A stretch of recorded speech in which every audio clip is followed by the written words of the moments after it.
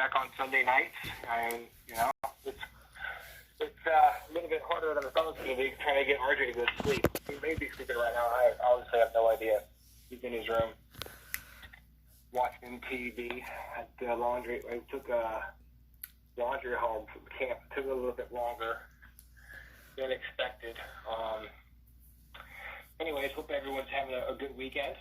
Mine was pretty good. We had our friends Michael and Kristen come over last night, and we cooked dinner over the fire. We had chicken, and Angie cut up some squash and zucchini and put in butter with garlic, salt, and onion. It was so good. It probably was the best squash and zucchini I've ever had, because it tasted like it was cooked in bacon. Because the smoke from the fire got into the squash. It was really, really good. And then Angie marinated some chicken and some Italian dressing with Texas Pete and garlic salt and onion salt. And we cooked that over the fire. Actually, I should say Michael cooked it over the fire. I just kind of sit there looking pretty. So, but yeah, it was a good meal, and we had I guess we had some campers here last night. Mm-hmm.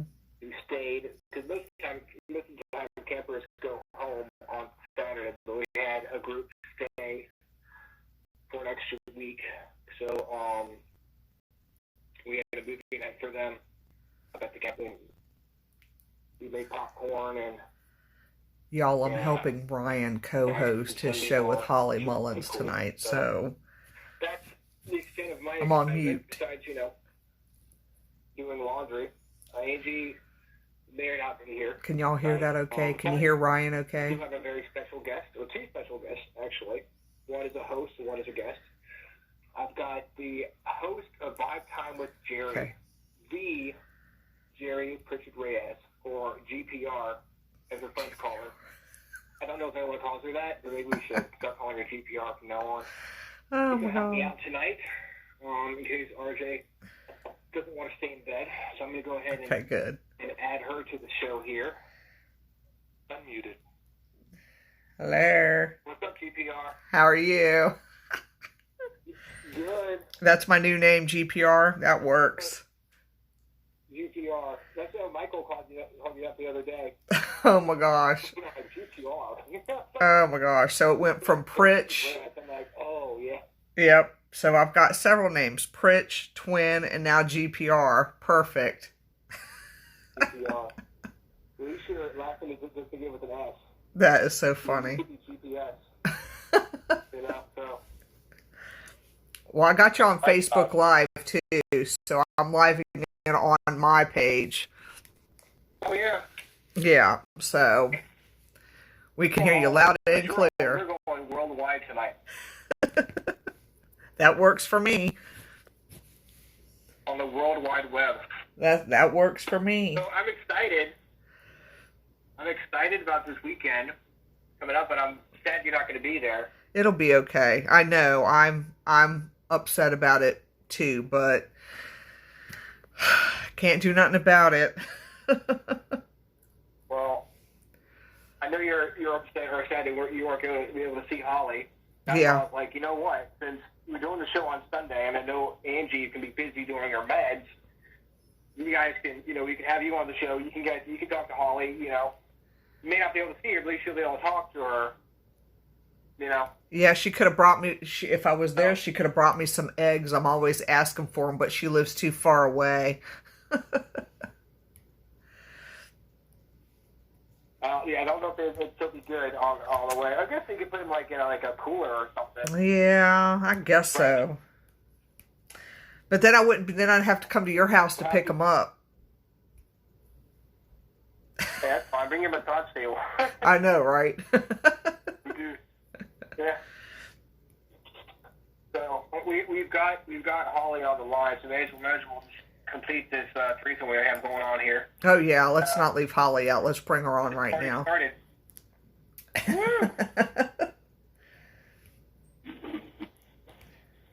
There we go. There. Hello. Hello. Oh my goodness. The freaks are back together. Sorry,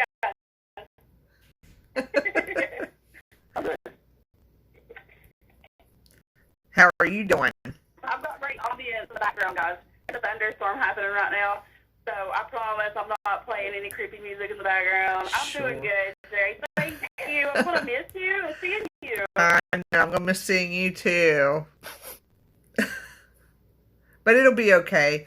It's going to be a lot of fun, but I'll have to do another get-together. Yeah, because I really wanted to do the seance part. That one, you're doing that, right, Holly? Which one? You're gonna do a seance, right?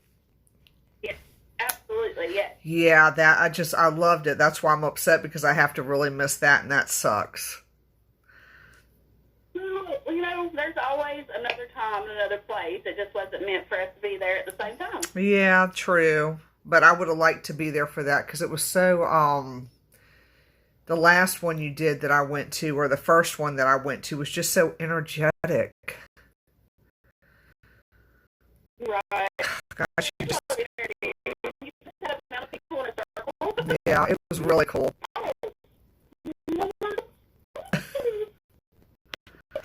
That is the truth. Yeah.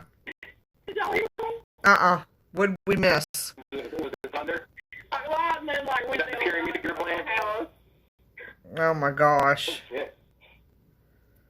That was hilarious. I can't believe y'all didn't all these sounds happening. Really good phone.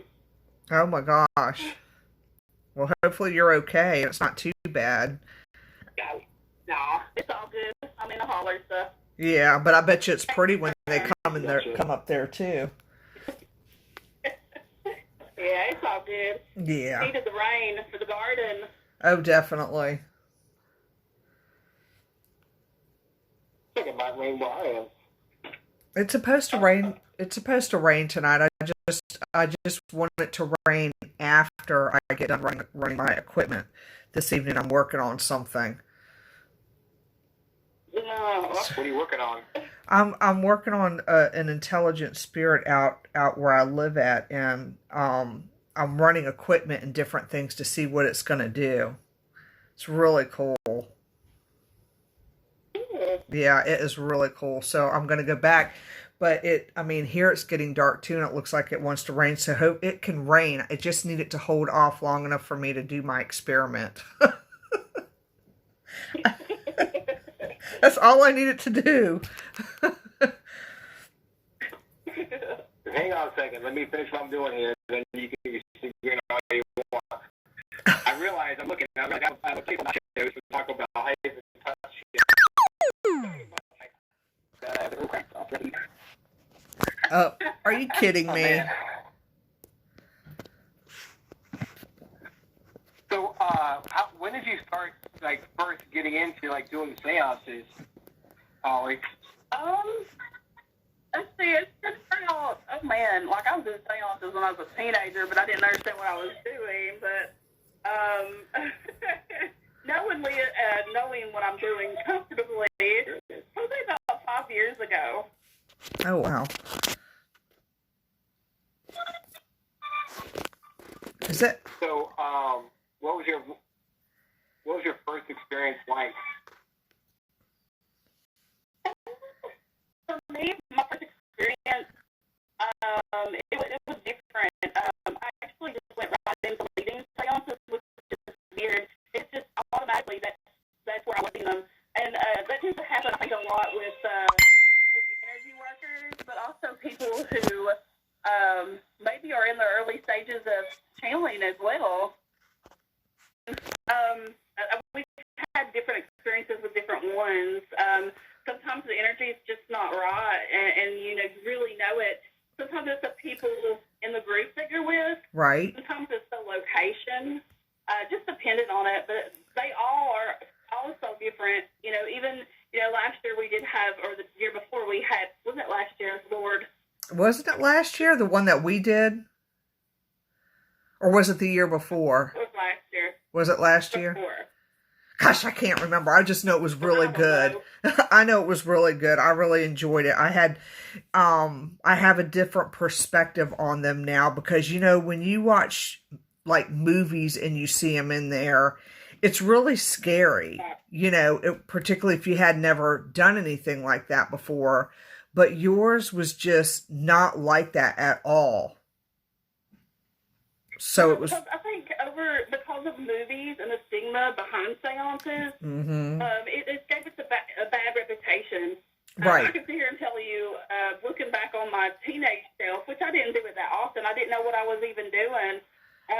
You know, it's nice to be in a position or be around people that know what they're doing when you're conducting a seance. Right. Because if you're working in an area where, you know, they might be some bad energy there or energy attached to people who are at the seance, you know how to deal with that. Right. Right. And that one, the one that you did at the cabin, the first one I've ever done, I mean, you do stuff like that as a kid, but it's different when you're an adult. But the one that you did at the cabin it was just really, really cool. And you could just feel you didn't feel any negative energy. You could just feel positive energy. And I just thought it was so cool. Absolutely. Ultimately, all you're doing is acting as a conductor. All the energy, everybody's energy is flowing through each other. And we are acting as this huge lighthouse drawing good energy. And, you know, like I said, when you're working with someone who knows how to hold a seance, right, you will have a positive experience with it. Yeah, and I would like to learn how to do stuff like that. And it's just because of the way the energy was feeling, you know. I mean, when you're doing energy work one-on-one with people, you know, it's kind of like the same thing, but then to have a whole group of people is just really, you know, really cool. It is. That's the part of it that people don't realize about. It's the spiritual aspect of it. Is being able to feel each other's energies out, whether that be good or bad, because, you know, like I said, you'll have somebody come into the seance and they may have some type of attachment. They may have some type of things going energetically going on around them in their life, and people will pick that up. Right. Right, and that's very true. But, you know, I didn't pick up anything negative in the one that we did. I forgot the reason why we had to break that circle, but I didn't want it to break.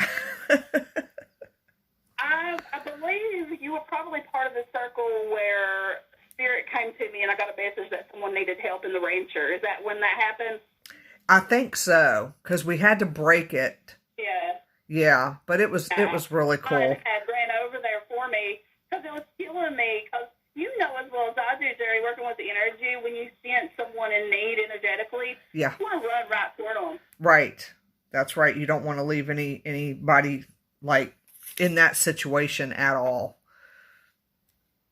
Yeah, absolutely. So that's what I did, and it was actually very validating, which is everybody, you know, really yearns for that validation in anything they do, but during the seance, you know, I just kind of bucked up, and I got this information saying, hey, someone is getting pulled out of the rancher because they're being attacked. And then Ron had went over to the rancher and confirmed that and come back, and I couldn't wait to break that circle. I know. I didn't want that circle broken, but like you said, somebody was in need of help. But, you know, like I said, it's hopefully you'll, even though you're doing this one, hopefully you'll come back again, because it's, how far is it for you? Are you driving? I am driving. It's about, I think it's a 6-hour drive, 6.5, something like that. Yeah. Is Dallas coming? He is. Oh, cool. See, I would have had an opportunity to meet him. Now I can't, but it's all good. Yeah, we'll set something else up. I promise we'll be back out there and we'll do something good. Yeah. Well, hopefully, you know, going where I'm going, I'll get some answers. And if I don't, then I've made the decision. I'm done. Because if 6 doctors can't determine it, then I'm done. Oh, Lord. I know. Some medical issues going on. Yeah, I got my dizziness since November. So, if he can't figure out what it is, then I'm just gonna have to learn how to live with what I got going on. Yeah. So, Jerry, did you have COVID? No, I didn't have COVID. I had a dental procedure done. I had a cavity filled, and the very next day I got vertigo. Oh my God. So I've had. They try to take that filling out? Huh? Have they tried to take the filling out? Have you thought about that? They did take it out, and it was replaced with a root canal. Because when they did the filling, they found out that it was sitting on top of a nerve. So another doctor came in and said, well, let's get that filling out and let's just do a root canal, which it did work. It did help with some of the dizziness, but I still have it. So hopefully this doctor will be able to help, because it's ridiculous. But if he can't, like I said, I'm going to have to learn to adjust. Right. I don't see how you function that way at all. I feel my heart goes out to you and all that healing energy. Yeah, hopefully it'll, lift. Because, it comes and goes. Now it's at a point where it's not as heavy as it was, but it's still there. I don't know how to explain it. It's just there. And I'm like, really? So, hopefully, we'll see. That's so bad. Yeah, we'll see. If not, like I said, I'll have to learn how to live with it then. Because I'll be done. Yeah. But enough about me. Tell me what your plans are when you come to the cabin. What am I going to be missing? Because are you going to investigate too? I don't quite know everything that's going on that day, since I won't be there. Yeah, absolutely. Yeah. So our plans are to do the seance. Okay. Depending on how many people, we may do 2 seances. I'd like to do one, just keep it all together if we don't have too many folk. And then, jump into the investigations with everybody. Oh, that's so cool. That's what y'all did. It's always I'm back. Oh, we didn't miss you, but okay. Okay, yeah. They got up. Well, kind of put myself on mute here. Oh, okay. We forgot that you even ditched us like that, Ryan. The hell. That's what it is, yeah. We've got an Angie Parker sighting here as well, so hopefully she'll be joining us on the program. Is she coming in? Aww. Is she home? So yeah, she's here. Oh, well, she needs to get on. Tell her. Here. What is she waiting for? She's indisposed at the moment, but she'll be joining us shortly. Aw. So, what are there certain things that you have to do, to your mentally yourself, Holly, before you start a seance? Do you protect yourself? What do you usually do to prepare yourself to have a seance? I start by grounding and unshielding myself, and I say that for myself because I'm an energy worker. And one of my downfalls is that I heavy shield myself, which in certain circumstances can certainly get in the way. So I'll bring my shield down a little bit, which serves as my protection as well. And then jump into the seance. I do a grounding as I sit down and pretty much walk everybody in the group through grounding themselves and taking some deep breaths in and out. But initially what I'm doing is helping them settle their energy. Right. Yeah.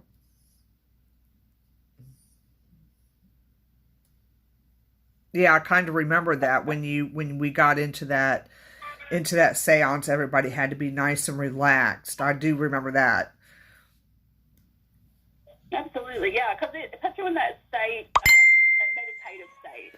Right. It's the same kind of meditative state I work with people when we're doing past life regressions.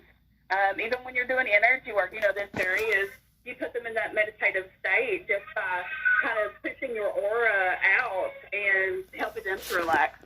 I know myself, I like to debunk everything. What I'm seeing is a reflection of this or that, but in reality, trying is letting your mind go to see images of something like a field.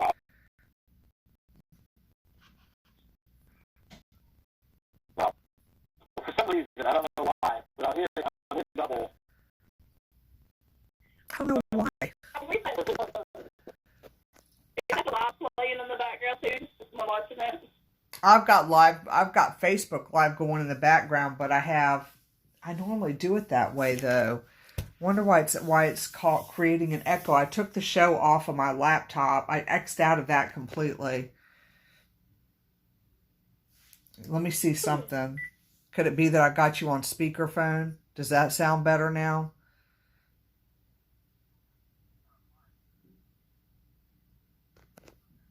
Is that better? That could have been it because I had the speaker on. It's hard for me to hold a phone up to my left ear now because of this crap I got going on. So I have to like keep people on speaker, unfortunately.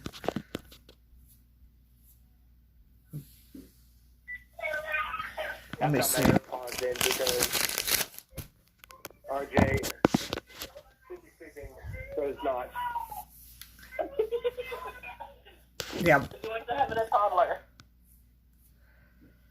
Yeah.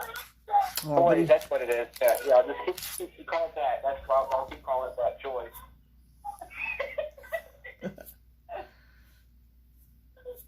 Let me see if I can cut the volume down on that. How important is it to have good energy and not bring baggage with you when you go into a seance? Did you ask how important it is?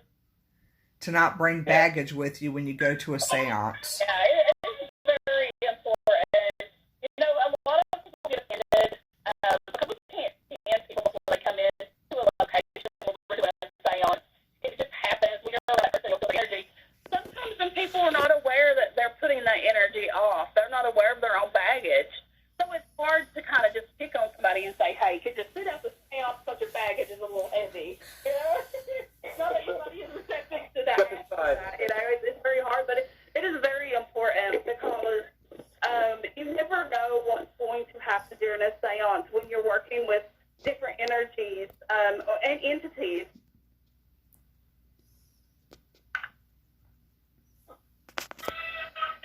What's the craziest thing that happened to you during a seance? One that tops it is definitely the situation that happened there at the cabin with whoever was being attacked in the rancher. That was pretty cool, but I've never encountered anything that was malevolent, and I would never allow that into a circle.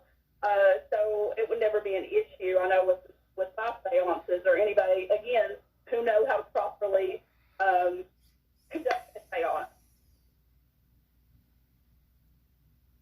That makes sense. Yeah.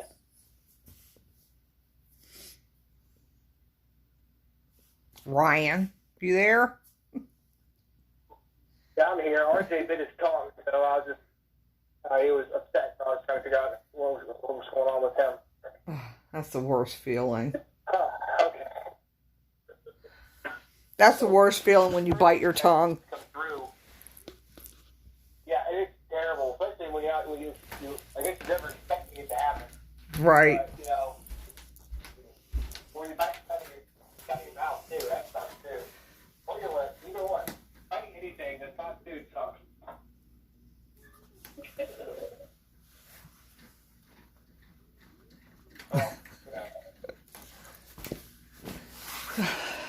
So when you got that voice coming through about the person needing help in the cabin, what did it sound like? Was it a female, male?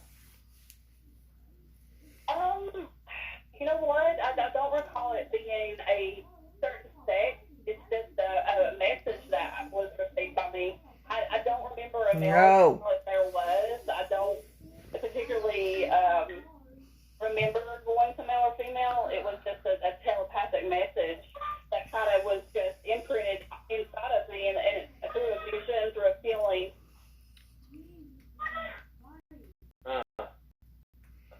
Well, it's a good feeling. Well, not really a good feeling, but a correct feeling. Yeah, it's always, I think that's the time your balls got stuck up in your body.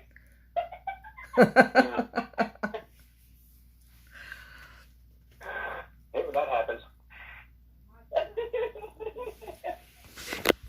Ron was a little bit worried about my reaction to going over to the rancher.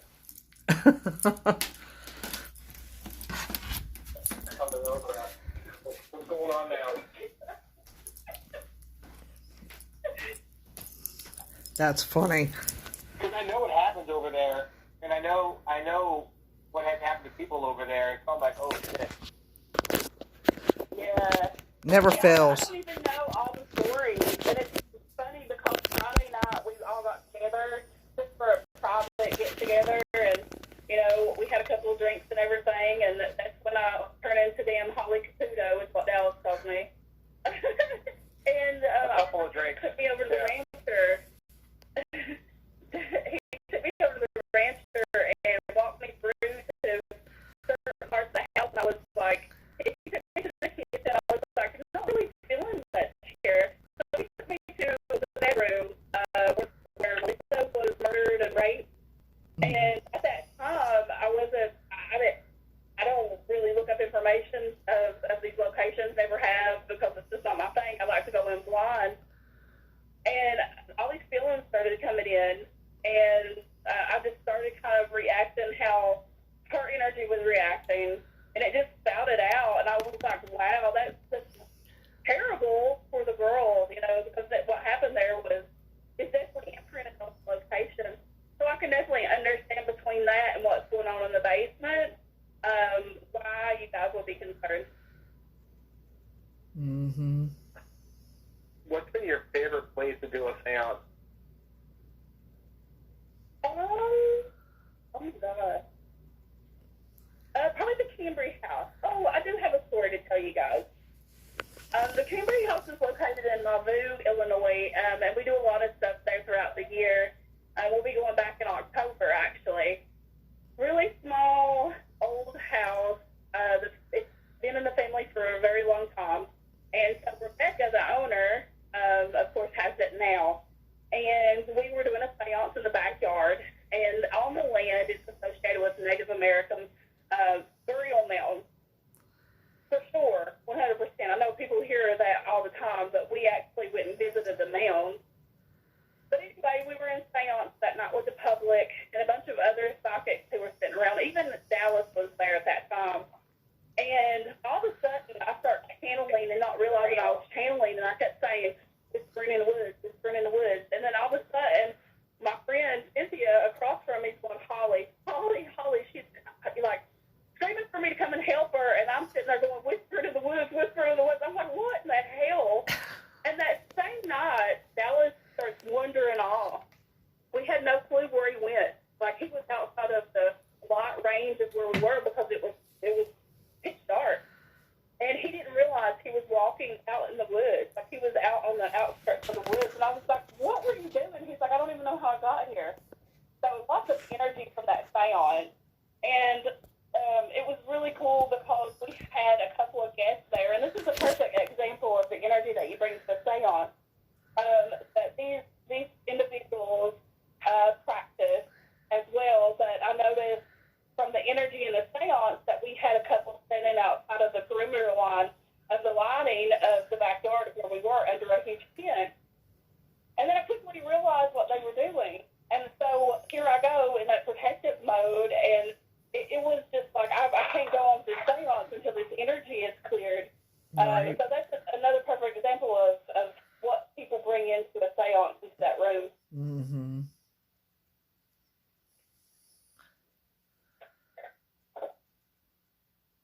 Well, what happens Wow, that's crazy. What would happen if you would get somebody that has that negative energy? Or do you address that, or what do you do? Oh yeah, I'm not one of those who don't address it. Yeah, I was going to say, because there's some people that have. Because people need to know this. Oh yeah, they do. Take the paranormal and the spirituality as serious as they should. So they see it as a cheap thrill coming to a seance or any location, really, if they're going in to investigate. But you have to be mindful of that. Anybody has to be mindful of that.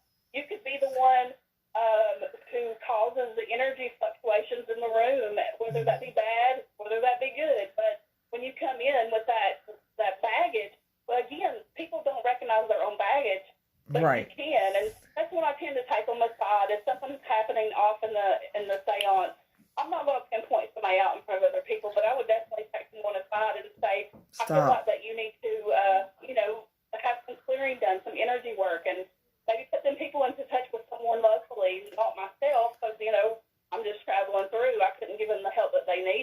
Right. That would be like me going. I went to a seminar one time, and this lady had some ickies on her, and it was really bad, and she couldn't figure out why she couldn't get a job. And I just pulled her aside and talked to her about it. And I keep sage in my car, so I was like, "Would you mind if I smudge you and help you out?" And she said, "No, not at all," because it was just, I don't know what she brought with her, but it was just very icky, like blocking her Yeah. good fortune, if that makes Right. sense. Right, absolutely. And you're right on that, Carrie. I immediately address things like that, attachment, things like that. I will instantly help someone out, but I will also remind them that it's up to them to keep the proper care Mm-hmm. afterwards, because Yeah. when you remove attachment from someone, they don't realize how vulnerable they are of getting the same attachment back if they don't do the things that they're, the things in their life that cause it. Right, that's right. And she had a lot of crap going on, but boy, you could just feel the ickies, the heaviness, and I'm just like, no, no, no, no. And I mean, I know in the beginning she thought I was cray cray, but I'm really not, I mean, I'm trying to help. Right. Well, no, I've been on other investigations before. They're not every time, but where we've done public events, and we would be part of the investigations. And here and there, we did run across that one. It seems like every time it's a woman. I have no clue why. Right. Right. But it typically is. Yeah. Yeah. And so far some of the situations that I've had, it's predominantly women for some reason. Absolutely. I think it's like the high emotions, the emotions in a woman, and of course, everything that goes in between there, like their mental state plays a big part of that. And of course, hormonal women, or women who have been in bad situations, men tend to guard themselves more than women. Yeah, that's true. They sure do. Do you just like? Do you think women are more easily spirits attach themselves more easily to women than men? I think it depends on their vulnerability. Attachments come from many things. PTSD. They come from abuse, alcohol abuse, substance abuse. It's about your inner strength. It's about that soul strength that you have. But yeah, I mean, a lot of women show these signs. Of course, me and Jerry just talked about. That's what we predominantly see out there. However, not counting out men, I do see that in women as well, because not every man has that steel guard around them. Some have been battered. We always think of domestic abuse as just women. Men have been in them positions too. They have been. It's like they carry more feminine energy within them, and that's something to count and think about too. That's true. So this is going to sound like a dumb question, but for those of you, for people who don't know, how does one get an attachment? Can you just go outside and get an attachment, or you have to go to a haunted house to get an attachment? How does one attract something like that? How does one... So there's different types of attachment, and we could go on about that all night. But what you're talking about, saying someone walks into a location where they're investigating, yes, I've had an attachment come back to, from St. Albans with me that time, to the location I was, but they left. So that's a different type of attachment. So typically attachments that I see and work with are these deeper wounds that people have picked up over time, and it's from themselves. So think of it as, when we talk about shielding, you're protecting yourself, right? You have this pure light around you, they're penetrating that. Most people don't know about that, and a lot of people don't realize that they're carrying around something. They know there's something dark there. They would never tell anybody about it. So this is my thing, and I always tell everybody that I don't take attachments. I mean, I take attachments seriously, but a lot of people will automatically just come up to you and say, "Hey, I think I have an attachment." Right. It don't work that way all the time, and people will get it in their mind that they do when they really don't. It's just another aspect of what someone would think is an attachment, but it's sludge that they need to remove from their life and around them. So is that, you think about, talking about the attachment, is it like It's like another human following you around, or is it more like just energy? That type of attachment is someone who was once human, a loved one, an ancestor, someone who is trying to get your attention. Most of the time, they do not stay around for a long point of time unless they are some type of spirit guide or a loved one or ancestor, because they're just supposedly trying to get you awakened and listen to is you have some bad mojo attached to you. I've removed attachments from people that look like a face hugger from freaking Predator, like it's crazy. So they come in various images and ways as parasites on a lower dimensional plane. Mm-hmm. Imagine how many people are out there right now who don't know people like you or Jerry who have this attached to them, and they're stuck in energy out, and they have no idea what's going on, and they can't figure out why they can't get happy. Yeah. Right, absolutely. I mean, if you look at prisons, I've had prison guard friends, places like that, hospitals, nursing homes. They all carry this energy, and it's ominous a lot of the times, right? Because it's a lower vibrational plane. Think of all the things that happens in these locations, feelings that are lower vibrational. That turns into something, and if people are wounded, they're not healed. There's a part of them where their soul is missing. Mm-hmm. Yep, that's true. And they don't realize they're carrying it. Why the prisons are so active. Yeah.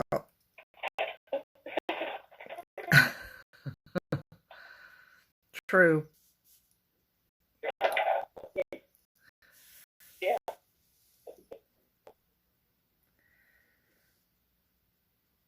I know that I had picked up something with my dizziness, and I had to have, I think it was 2 attachments removed that somebody picked up on me that I couldn't pick up. I just knew that I had lost my desire to do some things, and I found it very odd and out of the ordinary because I'm all about my energy work, but this dizziness was like so heavy. I can't explain it to you. It was like somebody stuck a brick on my head and it was just sitting there. And I mean, when I look back on some of my Facebook pictures, I could see that. And then another person, other than me, because, you see yourself every day. So sometimes you have to have somebody else do work on you. And they were able to, Teresa Sayers from Crossroads, she was like, oh no, there's something up, and she messaged me immediately, and she was like, you got something, attached. I see it. And as soon as the work was done, it was like that heavy brick that I had on my head. Because, I mean, it was really bad. It was like I was carrying a monkey on my back. That's what it felt like.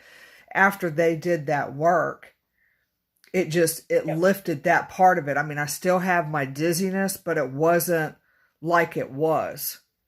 So I don't know where I picked it up at. I don't know, where I could have been. Right. I think, Larry, if this makes sense to you, and not always, because I know we put out there, we talk about prisons, hospitals, we talk about damaged people getting attachments, but we don't talk about the medical problems. Right. Well, the things that you've been going through, I'm sure there's been depression in there too, right? Oh, God, yeah. Yeah, definitely, because it's a change. Yeah. And we know that's lower vibrational, and, we can't help it. I understand that completely. So it doesn't make us any less of healers because we have to have work done to us, because at the end we have to take care of ourselves too. Absolutely. Right. And I haven't done some of my stuff lately. I'm just now getting back on my feet because I couldn't. It's not that I couldn't. I just didn't want to. Absolutely. I just didn't want to. When you don't have that drive, it's like, well, fuck. Yeah. Because when you have something medically wrong with you, I get it 100%. I don't have what you have going on, but I have other things that, because of having COVID, kind of set me down that path, and it's very hard on you. We're still human at the end of the day. Right. That's right. And I knew that some of the energy work that I did, I knew it would take some stuff. So I was like, no, you know what? I'm not doing this. So I'm getting you know, back on my feet where I feel confident enough to be able to schedule my Reiki appointments. Because if I didn't feel confident enough to do it, I wouldn't do it. Yep. I know what that does. Me either. Yeah, I wouldn't. But people trip me out though, because they're like, are you sure you're capable of doing that? And I'm like, I wasn't a couple months ago, but you know, I'm at the point where I know that I can start getting back into stuff and feel comfortable doing it. It's time. Absolutely, because believe it or not, we can gauge our own time. You know, I know when I need to back off from doing energy work. Yes. I know I need to back off from doing readings. There's that time you have to get back to yourself, because again, at the end of the day, you're human. A lot of people who see people like us with abilities that do different things like this, they only want help, and I understand that, but sometimes it gets very, very overbearing when you're trying to fix things in yourself in them times. Right. And then you have the energy people, the people that do energy work, that regardless of what they're going through, they're going to do it anyway. And I'm just like, oh my gosh. And you can see it. I agree with that. And you're like, why are you doing that? You know, and it's just, it trips me out, because everybody needs help now and then. It's not conscious. It's not conscious healing. Right. And when you're not consciously healing, what happens is you're mindlessly healing. And not in that it be different by any means, but for that person who's doing the healing, figuring out the intentions, for them, that's going to be harder, because they're letting go of a lot of energy they need to do for themselves. Right. Right. You're absolutely right about that. So, I guess it goes down to the back of you got to take care of yourself before you can take care of others. right. Absolutely. Right. You know, and there's some people that, and I hope I don't get knocked for this one, but they have so much crap going on that I don't want them touching me, because I know they got crap going on. Yeah. I mean, I don't know if that makes sense. I don't know that either. Yeah. Like there's people I know here in this area that do certain things like massage therapy and stuff like that. And I'm like, I'm glad that you trust that person to touch you, because I wouldn't let them touch me with a 10-foot pole with all the shit they got going on, because you're transferring energy, you're touching them. You know, you're doing massage is still energy work to me. It's just a different level of it. It's you know, you're messing with people's muscles and, you know, things like that. But that person's still putting their hands on you. I just shake my head, because you know, when you know things, it's like, why? Why? The same thing with any type of reading. You know, when you know that person is mentally off. Yes. You know, it's just like, whoa, well, you need to be giving yourself a reading there, honey. Exactly. That's why when I've been mentally off since November, I didn't want to do cards. I didn't want to do readings. I Reiki myself. I did Reiki myself, but I didn't want to be Reikiing anybody else, because some of the people that I deal with, they're empaths, and the last thing I need is an empath to get my dizziness, or to be sitting there in a session picking up my dizziness. I mean, you know, it's like, no. Yeah, no, absolutely. Because a lot of people, I mean, a massive amount of people don't understand what being empathic is, and they don't know how to control it. Right. Exactly. So that's the last thing I need. I mean, I have a young lady that would come to me for Reiki. She would bring her whole family to me. I had a family of four that would come to me, and while I was doing Reiki on you know, the one cousin, the other one would be sitting there reading my aura, you know, no problem. She'd be telling me what my colors were, you know, but she's also an empath, and she was trying to understand what that meant. She could just pick up everything, and, you know, I was teaching her how to, you know, become more comfortable with that. So the last thing I need is girlfriend to be coming over to my house and saying, gosh, what's, you know, this is going on with you? You know, hell no. Right. Understandable. You know just as well as I do, when you're an empath, you pick up everything like a sponge, you know, and yeah, that's the last thing I need is for somebody that I'm trying to help to say, oh God, now, like, you know, if I'm sure that if I was to see you in person and you put your hand on me like you did on my back at the cabin, you would definitely pick up my dizziness. You'd be like it's almost like you're drunk without being drunk. You're staggering drunk. Yeah, but you're not you're not drunk. But that's how it feels. Now, I mean, in the beginning that's how it felt. Now it's very minimal, but it's there. It's very noticeable. Well, I'm glad that it's at least minimal. Yeah. I mean, I hope that this doctor can give you answers and you can get through it and come out with a good outcome. Yeah, we're hoping. So, you know, fluorescent lights are the devil. I can tell you that. Yeah, 100%. I'm fine until I get under those. You know, or I walk. If I start walking really fast, or like at nighttime, sometimes my equilibrium is thrown off. Only when I'm walking, though, and I'm like, oh my God. So, yeah, we'll see. But I really, you know, I hope that you come back again and do this, you know, that type of event again, because I know a lot of people are looking forward to this coming up weekend. Oh, I'm so excited. Yeah. It's going to be a lot of fun. Ryan, you should at least do some live, though, since I won't be able to be there. And, you know, at least I can, you know, of course. Yeah, see some stuff going on. I will do a live broadcast of the seance. Yeah, that would be nice, or at least some of it, you know, just so I can not feel so left out. To bring Holly and Dallas in for a little cabin. Oh yeah, has Dallas been there? No, he hasn't. Oh, he's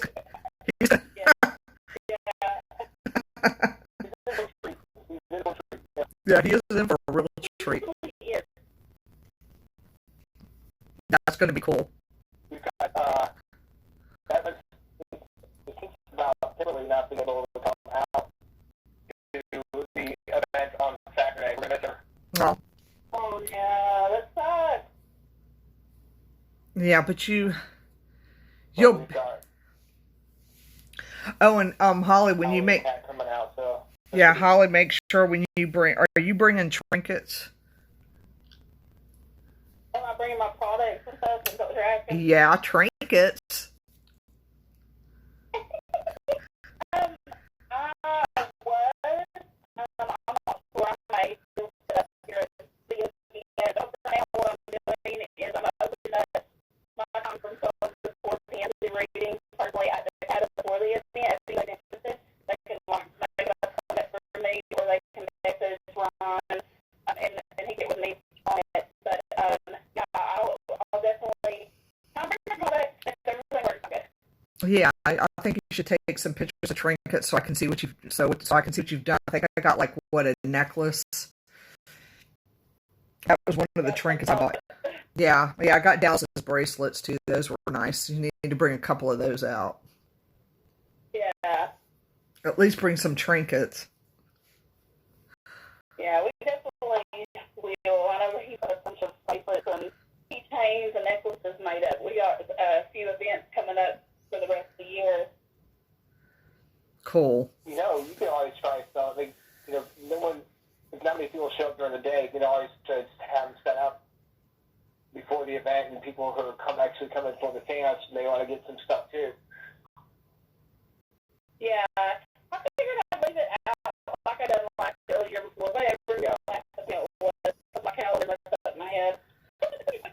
You know, last year was such a fucked up year. It feels like a few years, but it was last year. Yeah, it really does. Okay, good.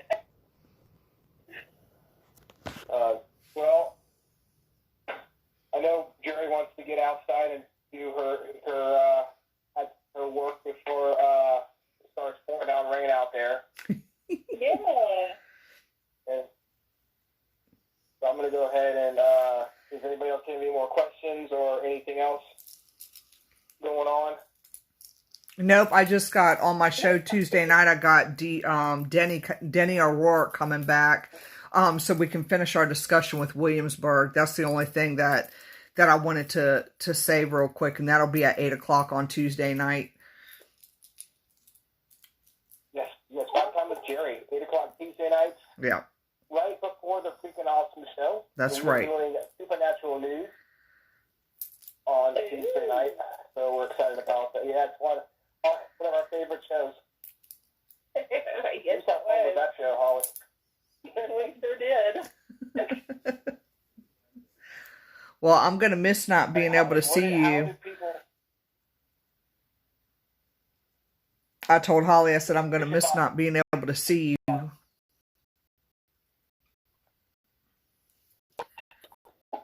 She ditched us to the Thunder Getter. No, I'll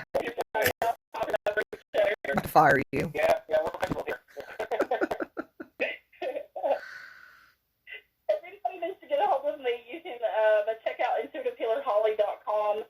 You can read my latest blog there. There's an interesting one up about channeling, about really cool experiences that's been going on in mine and Dallas's life for the past year.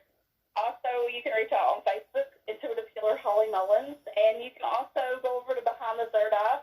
Me and Dallas do a live every Wednesday called Spiritual Vomit, and where you just let the spiritual talk below. Awesome. Well, guys, thank you so much for coming on the show. This was a lot of fun. Kind of crazy a little bit with everything going on, but that's what happens sometimes. Yep. Yeah, it does. It happens. But I do appreciate you for having me on. I can't wait to see you. I can't wait either. I'll see you Friday night, and looking forward to it. Absolutely. It's good talking to you, Jerry. I hope nice talking to you. Well. Thank you, and y'all have a great night. I appreciate it. All right. Bye. Good night, Ryan. Night. Bye. Well, for everybody that tuned into that, there is an event happening at the Cabin on 360 this weekend, and Holly Mullins will be there. She's going to be doing a seance. She's going to be doing some cards and different things like that. Kim, I didn't know you wasn't going. I thought you were still going to that, so I guess maybe something has come up to where you're not going to be able to make it. But that's too bad, because I know you got some good, products too that you'll be putting out. So, Tuesday night is Vibe Time with Jerry at 8 o'clock, and I'm going to be talking to Denny O'Rourke. He is out of Williamsburg. He does a lot of investigations out there, and so he'll have some interesting stuff to tell us about what happened to him. I'm sure that one of the things that he posted on his Facebook page might have to do with Williamsburg, so I'm excited to hear that. But anyway, I'm glad that everybody tuned in. I really appreciate y'all, and I hope that y'all have a great night. I'm getting ready to go run some equipment in town. Stories. That's some interesting stuff. So anyway, good night to y'all. Thank you. I hope you have a great night.